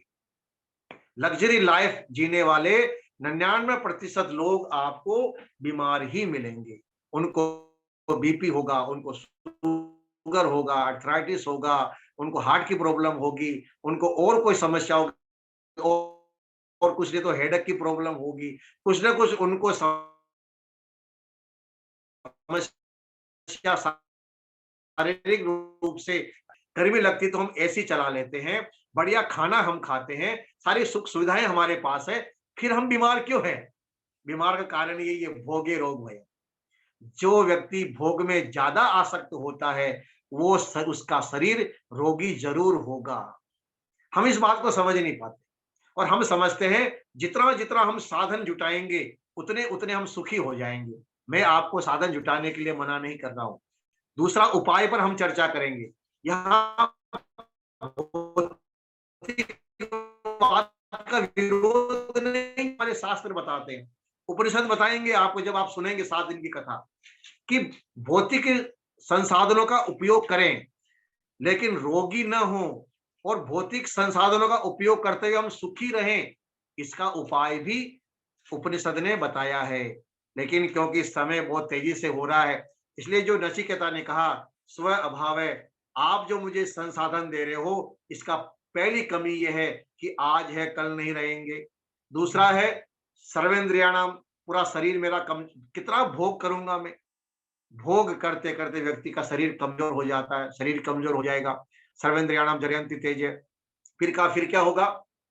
फिर कहा अपि सर्वम जीवितम अल्पमेव, और फिर जीवन है ही कितना, थोड़ा सा तो जीवन है, जीवन कोई बहुत बड़ा नहीं है, छोटी सी आयु हमारी है, आधी उम्र तो हमारी रात में बीत जाती है।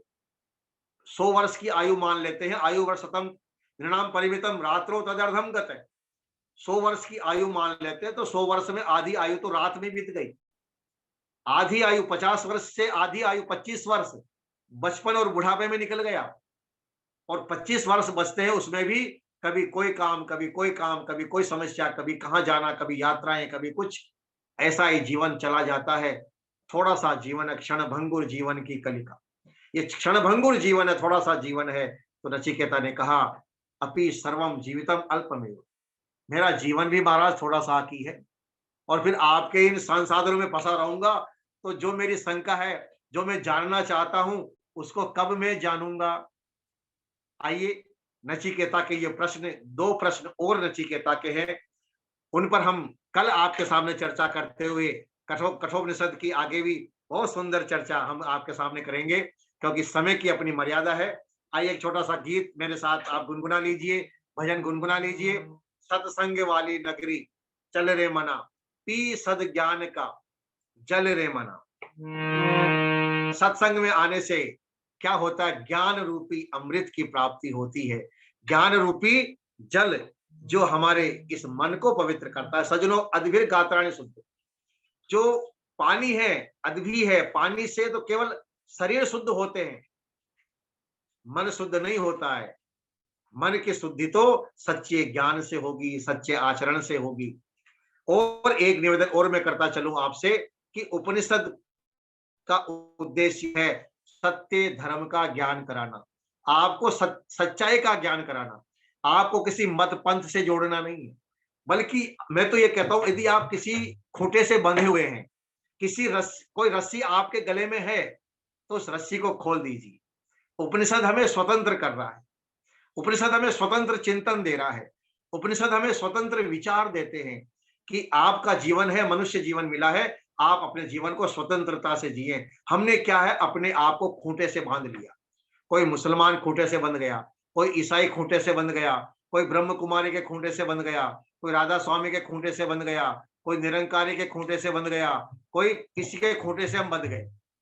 तो खूंटे को खोलिए आप और एक स्वतंत्र चिंतन करिए, और हमारे जीवन का उद्देश्य होना चाहिए कि हमें सत्य को जानना है। बस जो सत्य है उसे हम स्वीकार करेंगे, और जो असत्य है उसे हम स्वीकार नहीं करेंगे। यही हमारे जीवन का उद्देश्य होना चाहिए। तो आज इस कथा का ये प्रथम दिन था। कल और हम एक इसी विषय को आगे बढ़ाते हुए आपके सेवा में निवेदन करेंगे। आइए मेरे साथ आप भी भजन की पंक्तियों को सुनते हुए मन ही मन गुनगुना लीजिए।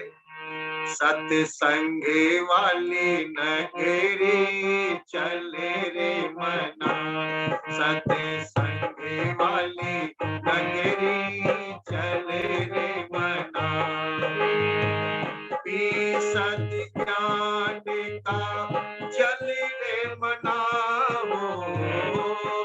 सत ज्ञान का चल रे मना, सत्संग वाली नगरी चल रे मना।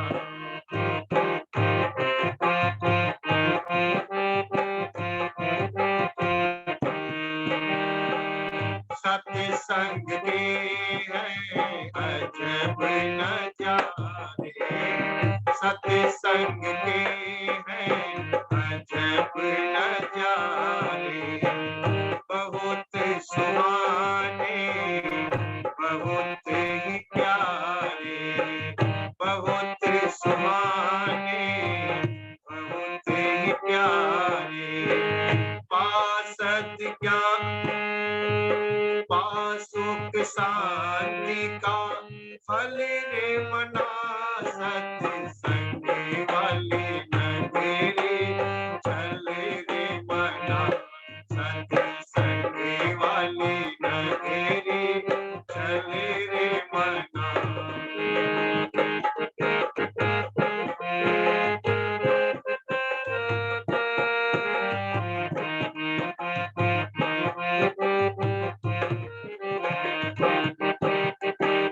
सत्संग का ये असर हुआ है, सत्संग का ये असर हुआ है, बाहर से सब बदल गया है, भीतर से तू बदल रे मना, भीतर से बदल रे मना, सत्संग वाली नगरी चल रे मना, सत्संग वाली नगरी चल रे मना, सत्य ज्ञान का चल रे मना, सत्संग वाली नगरी, किस्मत का चमका है सितारा, किस्मत का चमका है सितारा, उदित हुआ है भाग्य हमारा, अवसर जाए ना निकल रे मना, अवसर जाए ना निकल रे मना, सत्संग वाली नगरी चल रे मना, सत्संग वाली नगरी चल रे मना, सत्संग वाली नगरी चल रे मना। आप सभी को आमंत्रित कर रहे हैं। बहुत बहुत आभार। आप इस कार्यक्रम से जुड़े और प्रयास करें कि अधिक से अधिक और भी अपने परिचितों को इस 6 दिवसीय, अभी 7 दिन का है, लेकिन एक दिन निकल गया है, तब केवल 6 दिन बचे हैं, तो आप उनको भी आप जोड़ें, जिससे कि उनको भी लाभ मिलेगा, उनको भी आनंद आएगा। आप सभी जुड़े हैं, आपका बहुत बहुत आभार, बहुत बहुत धन्यवाद। हमारे आचार्य भवदेव शास्त्री जी का बहुत बहुत आभार। हमारे शिव कुमार सेन अजान, जिन्होंने पूरे अजान परिवार को जोड़ा है, बधाई के पात्र हैं। हमारे धनीराम प्रजापति जी, महेश कुमार सैनी जी, सुरेश कुमार प्रजापति जी, पूरे अजान परिवार को आज जोड़े हुए कम से कम 15-20 लोग जुड़े हैं, उनका स्वागत है। आइए सम्मानित हाकम सिंह जी, इंजीनियर साहब ललितपुर से, आइए स्वागत है आपका। दूसरा अच्छा जी, बहुत बहुत धन्यवाद आपको। जी आपका भी बहुत बहुत धन्यवाद कि आप जुड़ रहे हैं। नहीं, मैं जुड़ा हुआ हूँ, मैं सुन रहा था और नचिकेता जी के बारे में हम लोग सुनते रहते थे कि नचिकेता एक बालक होने के साथ साथ कितना विद्वान व्यक्ति, जिसने स्वयं यमराज से संवाद किया। आज आज स्वयं आचार्य जी ने अभी वो जो कथा सुनाई, वास्तव में आज सुनने को मिली कि क्या क्या ऐसे 3 वर मांग लिए नचिकेता ने। और प्रेरणादायक कथा है वो। तो आज बहुत अच्छा लग रहा है। और बहुत बहुत धन्यवाद आपको। और जो भी मानवा जुड़े, मैं देख नहीं पाया, हमें लगता है पारसर जी जुड़े होंगे। हाँ जुड़े, पारसर जी जुड़े। हाँ, तो सभी सम्मानित बंधुओं को नमस्ते और बहुत बहुत धन्यवाद आर जी आपका कि आप समय रहते याद दिला दिया और मैं घर आकर के 8 बजे जुड़ गया। पंडित तो बाबूलाल द्विवेदी जी जी तो और लोगों को भी आप मौका दें। पंडित आपको बहुत बहुत बाबूलाल धन्यवाद। द्विवेदी जी अपना माइक खोल लीजिए। सम्मानित बाबूलाल द्विवेदी जी, पंडित बाबूलाल द्विवेदी जी अपना माइक खोल लीजिए। चलिए, जब तक आपको, हाँ खुल गया जी, स्वागत है जी। द्विवेदी जी बोलिए। हेलो। हाँ हाँ बोलिए द्विवेदी जी, आवाज आ रही है।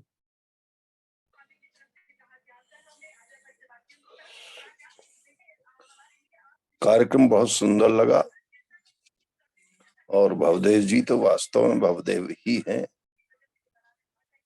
भवदेव के साथ साथ भविष्य के भी जो है देदीप्यमान देव हैं।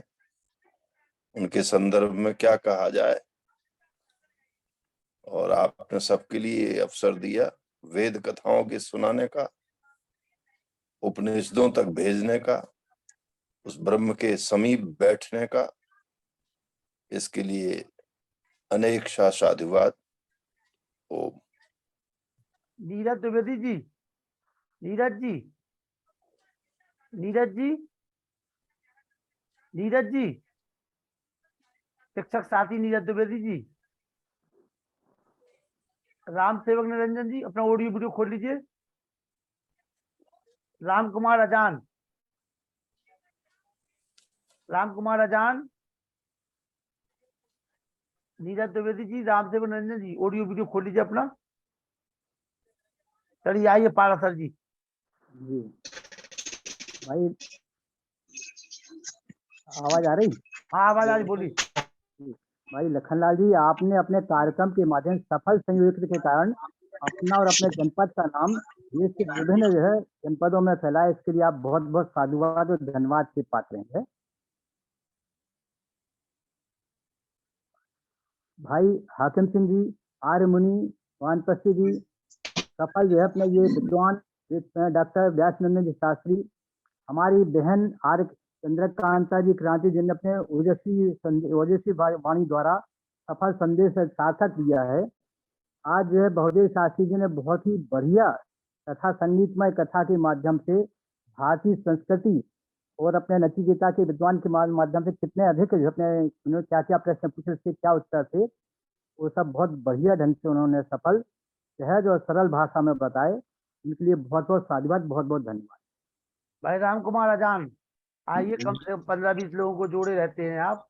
और छोटू शिव कुमार अजान ने तो आज कमाल ही कर दिया, छोटू ने तो। आपकी कृपा बरसने लगी है कल की अर्जी के बाद आप पूरे सभी पे कृपा बरस रही है।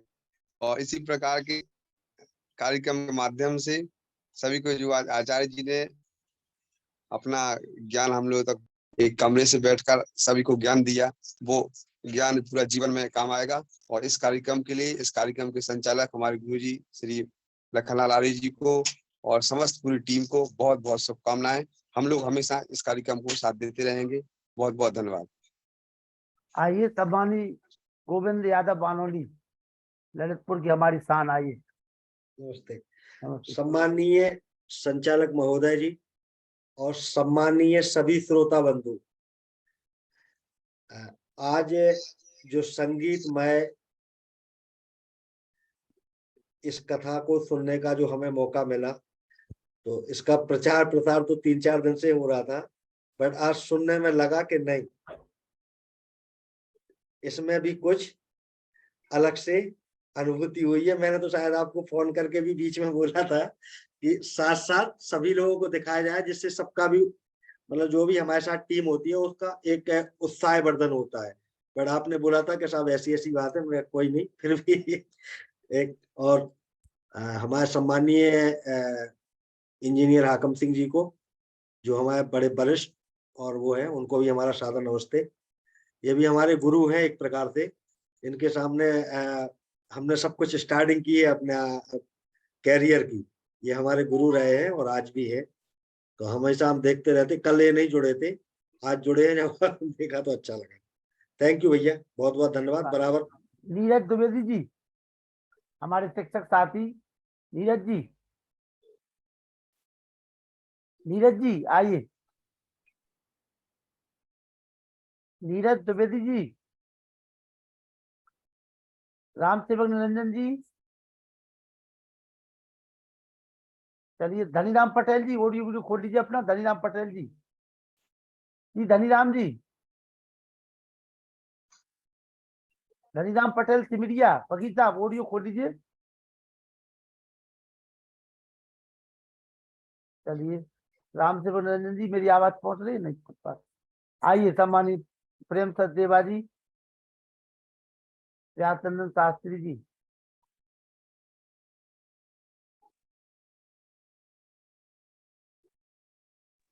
जी प्रेम सचदेवा जी आइए। जी नमस्ते। नमस्ते जी, नमस्ते। हाँ जी, तो सत्संग वाली नगरी चल रहे बना। हम तो 2 साल से चले हुए हैं, सत्संग की नगरी ललितपुर से ज्वाइन किए हुए हैं। तो बड़ी अच्छी सत्संग तो यहाँ रेगुलर हर रोज है। हम इसमें खूंटे से बंध गए हैं, समझ लो, आपके साथ। हाँ हम जी। आपके साथ हैं, हम आपके साथ हैं। जैसे गाय को खूंटे से बांध के दूध लिया जाता है, जी ऐसे हम खूंटे से बंधे हुए हैं जी आपके साथ। हाँ बिल्कुल, जी, और हम आपके साथ बंधे हुए हैं आपकी प्रेम की डोर में। बहुत बहुत अच्छा लगा। और उपनिषद तो पढ़े ही थे, लेकिन जो आज मजा आया, बस अब 7 दिन यही मजा लेना है, 6 दिन और हैं, ये मजा लेना है। बहुत अच्छा लग रहा है और सारी रिफ्रेश हो गए, पूरा धनीराम जो पढ़ा पटेल था जी, रिफ्रेश हो गया। बहुत जी धन्यवाद। धनीराम पटेल जी आइए, 2 शब्द।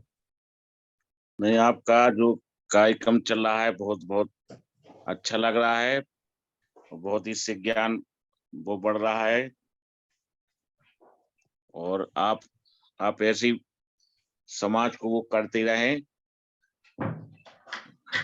बस आप जुड़े रहें, वकील साहब, सब होता रहेगा। जी आप जी। लोगों का इसलिए प्रेम बना रहना चाहिए कार्यक्रम को। आज 77 लोग जुड़े हुए थे, खुशी की बात है।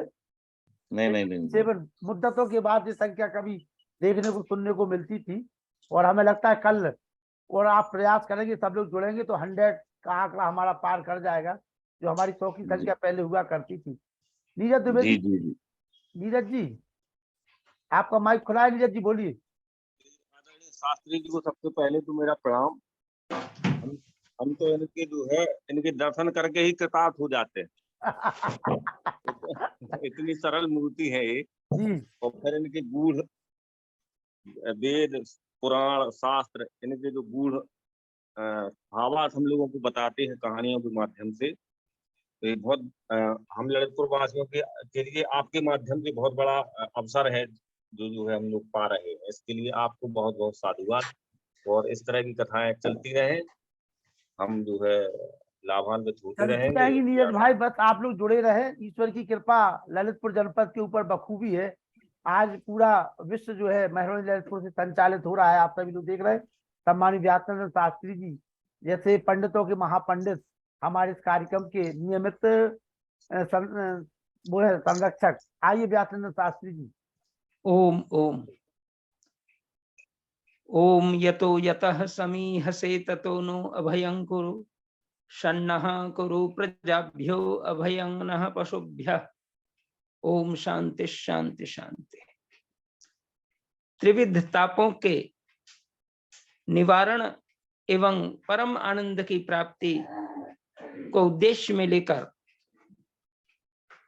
आर्यों का महाकुंभ और भारत को जानो कार्यक्रम संचालित करने वाले आदरणीय मित्रवर आर्यरत्न श्री लखनलाल जी आर्य और हमारे आज के मुख्य वक्ता आदरणीय संगीतज्ञ, भजनोपदेशक और उपनिषद विद्या के धनी, वेदों के धनी मित्रवर भवदेव शास्त्री जी और सभी विद्वत श्रोता मंडली, जिज्ञासु सभी श्रोतागण, मातृशक्ति एवं देवियों, सचमुच वैदिक वांग्मय इतना मनोरम है, उसको आज जिसने भी, जिन लोगों ने भी सुना वो कृतकृत्य हो गए। निसंदेह उपनिषद साहित्य जो कथा साहित्य के रूप में, वैदिक कथा साहित्य के रूप में प्रचलित रहा है और बड़ी से बड़ी गूढ़ विषय को, बड़े से बड़े तत्व शालीन विषय को समझना बड़ा कठिन होता है, लेकिन उपनिषद विद्या एक ऐसी विद्या है, जो ऐसी ब्रह्म विद्या है जिसको इतना सरल, सुगम और कथा के माध्यम से, उसमें भी भजन और संगीत जब जुड़ जाती है कोई भी चीज, तो बड़ा ही मनोरम हो जाता है, बड़ा ही हृदयग्राही हो जाता है, जिसको आचार्य भवदेव शास्त्री जी अपने विगत दिनों की तरह, विगत समय की तरह आज को और भी उन्होंने हम लोगों के लिए मनोवांछित भाव को लेते हुए बड़ा ही सरल सुगम बना करके उपनिषद कथा के गूढ़ रहस्यों को समझा दिया है और आगे भी समझाएंगे। मैं उनके प्रति बहुत ही आभार व्यक्त कर रहा हूं और संचालक महोदय के प्रति भी बड़ी विशेषता है कि इन्होंने सबको जोड़ करके सब भाव से सबसे कुछ न कुछ बुलवाते हैं, ये उनकी बहुत बड़ी विशेषता है। निसंदेह उपनिषद कथा के माध्यम से हमारा जीवन प्रशस्त हो और अपने जीवन को हम महान बनाते चले जाएं, यही इस कथा के मुख्य उद्देश्य में भाव पड़ा हुआ है। तो इन्हीं शब्दों के साथ सभी श्रोताओं के प्रति आभार प्रकट करता हूं और इसी प्रकार आगामी 6 दिनों की कथा भी हमें ज्ञान दे, इन भावों के साथ हम परमात्मा से प्रार्थना करते हैं कि सब जुड़े और उपनिषद विद्या जो ऐसी भाव विद्या है, ऐसी अज्ञानता को मिटाने वाली विद्या है, वेदों की ओर हमें ले जाने वाली विद्या है, ज्ञान की ओर ले जाने वाली विद्या है, इसको हम पाएं तभी हमारा जीवन प्रशस्त और सुखी होगा। ओम शांति शांति शांति। आइए रियांश वशिष्ठ शांति पाठ।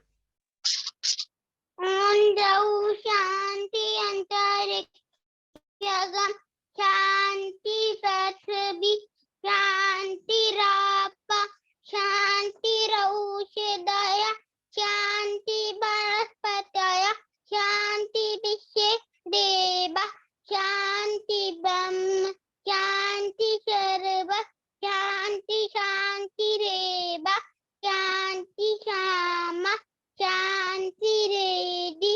ओम शांति शांति शांति। जो बोले सो सत्य सनातन वैदिक धर्म की जय। गुरु प्रजानंद की जय। महर्षि दयानंद की जय। मर्यादा पुरुषोत्तम श्री रामचंद्र की जय। योगेश्वर श्री कृष्ण चंद्र की जय। पंडित लेख राम की जय। स्वामी श्रद्धानंद की जय। स्वामी आत्मानंद की जय। भारत माता की जय। गौ माता की रक्षा हो, पालन आर्य समाज अमर रहे। वेद की ज्योति जलती रहे। ओम का झंडा ऊंचा रहे। आर्यों के महाकुंभ की जय। पड़ब ध्वनि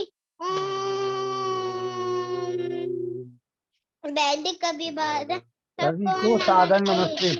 और इसी प्रकार से कल भी आप लोग ज्यादा से ज्यादा संख्या में लोगों को जोड़ें, जिससे आचार्य भवदेव शास्त्री जी का जो पुरुषार्थ है, जो वो मेहनत करते हैं, देखिए पूरे संगीत के साथ आपको ये आभास होता है कि जैसे हम प्रत्यक्ष बैठ करके उनको सुन रहे हों। तो उस अनुभूति का आप आनंद 6 दिन और लीजिए और ज्यादा से ज्यादा लोग इसका लाभ ले सकें, उपनिषदों को समझ सकें, आत्मा परमात्मा को समझ सकें, सत्य सनातन वैदिक धर्म के मर्म को जान सकें, तो हम सभी को ये धर्म बनता है कि हम धर्म की स्थापना के लिए इसको आने वाली पीढ़ी को हम सही रूप में हस्तांतरित कर सकें।